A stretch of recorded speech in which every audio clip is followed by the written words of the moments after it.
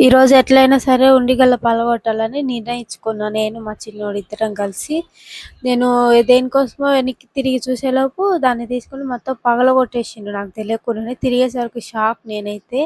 చాలా రోజు నుంచి పగలగొట్టాలని చూస్తున్నా. కానీ మా హస్బెండ్ వద్దు ఇప్పుడెందుకు పగలగొడతావు, దాంతో కొన్ని డబ్బులే ఉంటాయి అని చెప్పినాడు నాకు. కానీ నేను వినలేదు.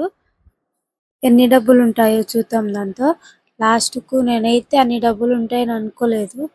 మా హస్బెండ్‌ని చూసి ఒకటే నవ్వుతున్నాడు నన్ను చూసి. నేనైతే రోజేమి వేయలేదు. ఎప్పుడన్నా బయటికి పోయినప్పుడు చేంజ్ చిల్లర మిగులుతాయి కదా, అప్పుడప్పుడు వేసేసిన.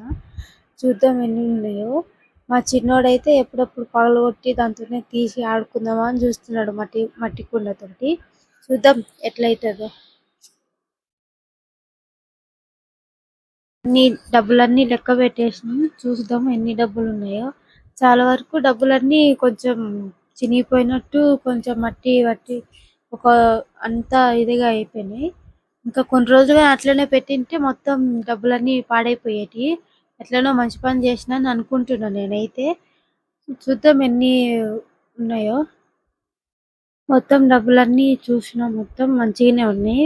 1, 2 మాత్రం చినిగిపోయినాయి. లాస్ట్‌కు ఈ డబ్బా ఆన్‌లైన్‌లో మీషోలో కొనుక్కున్నా నేను. 350 పట్టింది. వీటిలలో ఈ డబ్బా సేఫ్ అని యూట్యూబ్‌లో కూడా చూసిన నేను చాలా వరకు. మంచిగానే ఉంది. రేటింగ్ కూడా బాగానే ఉంది. అందుకని నేను కూడా ఆర్డర్ చేసి ఒకటి బుక్ చేపించుకొని చూసిన. మీకు కూడా ఉండీలు వేసుకునే అలవాటు ఉంటే కామెంట్ చేయండి.